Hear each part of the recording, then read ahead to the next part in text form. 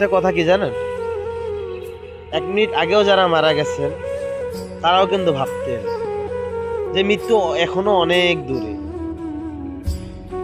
এখনই আমার মৃত্যু আসবে। তারা এটা ভাবে না যে মৃত্যু কাউকে বলে কয়ে আসে না, যখন তখন আসতে পারে। যখন যার সময় হবে তখন তাকে মৃত্যুর পেয়ালাটা পান করতে হবে, মৃত্যুর স্বাদটা তাকে নিতে হবে।